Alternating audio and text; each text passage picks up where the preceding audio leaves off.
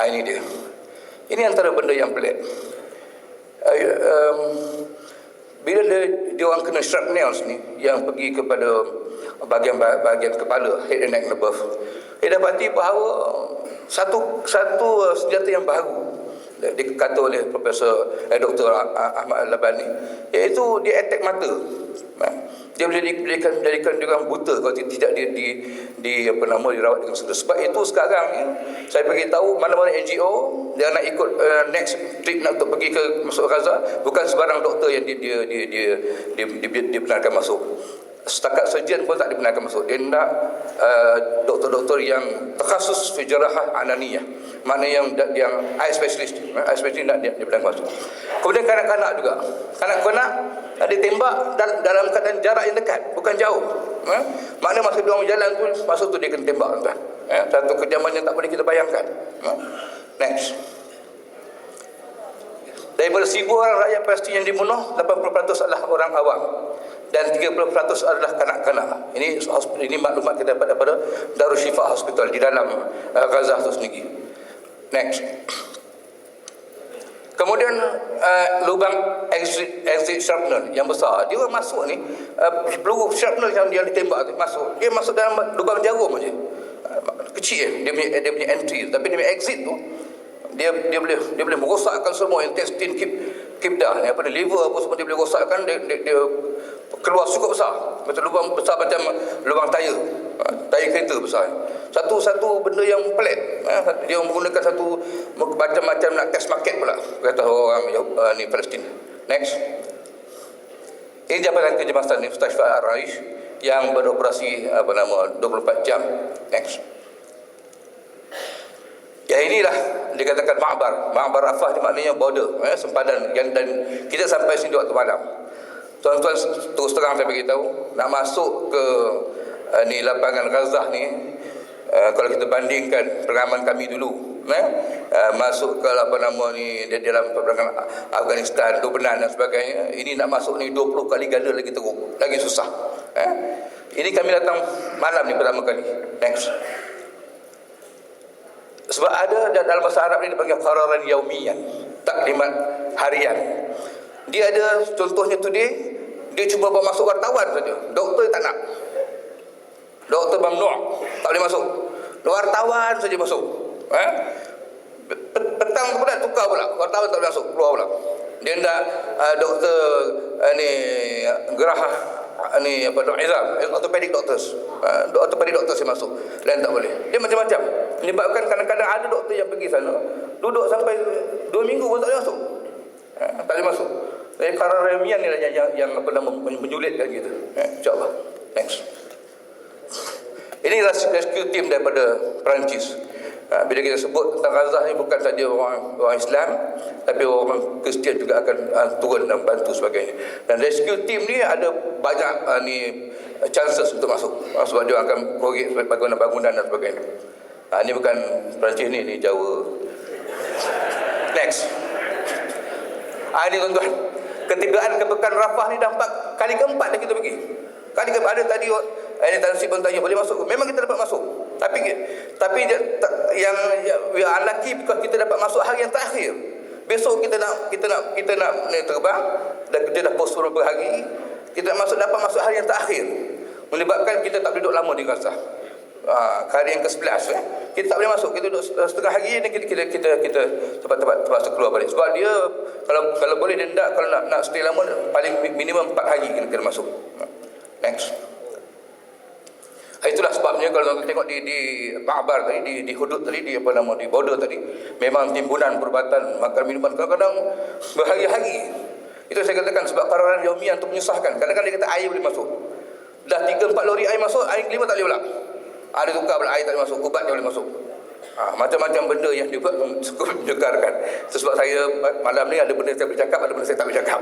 Next. Ini kita pun tak tahu air mata buaya ke ni. Menangis belah bawah tu ada. Next. Sambutan masyarakat setempat cukup merangsangkan. Those Palestinians yang terpaksa diletakkan tempat-tempat dia, orang cukup berbangga dengan kerajaan Malaysia, especially dengan Islam. Cukup dia suka kita datang untuk membagikannya. Hatta next. Dan peliknya dia orang ni, dia sentiasa ceria dan bersemangat. Itu yang kita experience. Dan juga Dr. Ahmad Al-Laban buat experience. Dia kata benda ni kalau ikut Islam lah, berzaman sahabah tu berlaku, tapi sekarang ni berlaku. Ada budak yang dah potong kaki, budak umur 10 tahun, perempuan, Jamilah nama dia, cukup cantik budaknya. Kaki dia potong, dah potong dua. Bila orang tanya dia apa perasaan dia, dia kata dia cukup gembira sebab dua kaki dia dah masuk syurga. Dia kata badan dia belum masuk lagi. Ini dia semangat ini, semangat ini, dan tak pernah tengok. Next, dia orang cukup gembira, berbangga menjadi rakyat Palestin. Walaupun ibu di Palestin dan dia punya bapa dia orang Mesir, tetapi dia orang lebih berbangga jadi rakyat Palestin. Next, yang ini bercita-cita untuk mati syahid. Dua-dua bercita-cita untuk bukan seorang je. Muda-muda kecil ni bercita-cita untuk mati syahid.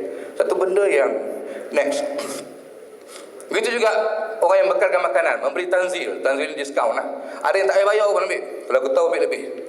Yang mana untuk orang Palestin tak kisah. Dia tahu kita datang dari jauh nak bagi sumbangan dan sebagainya, dia bagi diskaun. Ubat tadi pun saya bersih Pak Tasik Khalid tadi 40% kita dapat diskaun. InsyaAllah tak ada masalah. Next.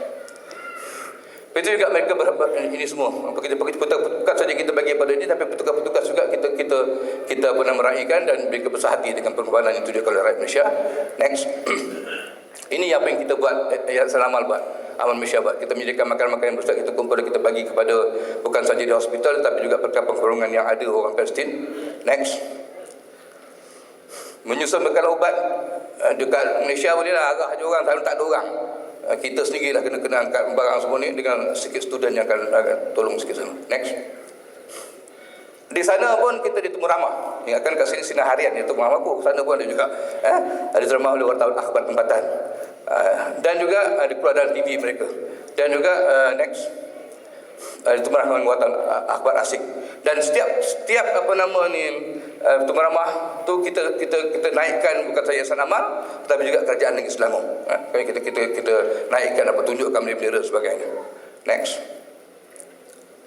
Ini pemberian ubat ini bukan tadi itu di Arab Negeri, ini di Arish. Kita beli lagi ubat untuk sampaikan kepada pesakit-pesakit di hospital dan juga di perkampungan. Next.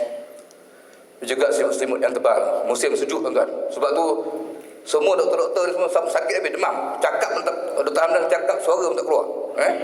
Memang sejuk sangat. Next. Ini kita melawat sakit-sakit di hospital. Ini nanti tuan-tuan tengok. Next. Ini saya tunjuk sekali limbas lah. Next. Next. Ini kekejaman Israel. Sebab tu dalam temu bual tu bila ditanya saya, ma ra'yaka fil harb? Apa pendapat tuan tentang peperangan? Saya kata ini bukan peperangan. This is not a war. Ini bukan peperangan. Kalau peperangan tu dua pihak ada senjata, tetapi ini satu kekejaman dia kata. Satu harb. Ini bukan peperangan. Ini kekejaman. Ini kekejaman Israel semua. Next. Next. Next. Next. Semua kekejaman-kekejaman Israel ni kita dapat apabila kita buat pertemuan dengan WHO, doktor-doktor daripada WHO, dan kita di sana sebenarnya walaupun kami pergi sebagai Yayasan Amal, kita jumpa Global Peace, Mercy dan sebagainya, tapi di sana kita berkomunikasi dan tolong sama lain insya-Allah.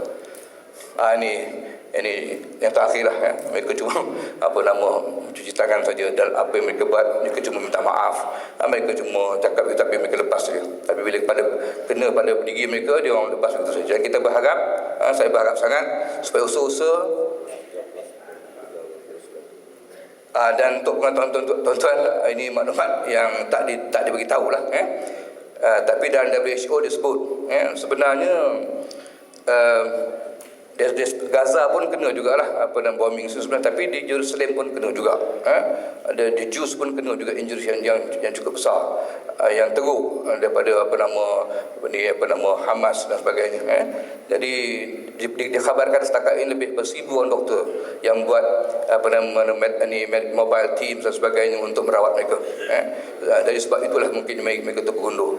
Dan antara benda yang cukup menyayat hati kita bila kita tanya, adakah dalam masa 2 minggu ni peperangan yang akan berhenti? Kata budak-budak ni pesakit-pesakit dalam hospital, dia kata walaupun 14 tahun benda ni akan berlarutan, dia orang yakin Yahudi tidak akan dapat mengalahkan rakyat-rakyat Palestin insya-Allah. Setakat itu, Assalamualaikum warahmatullahi wabarakatuh.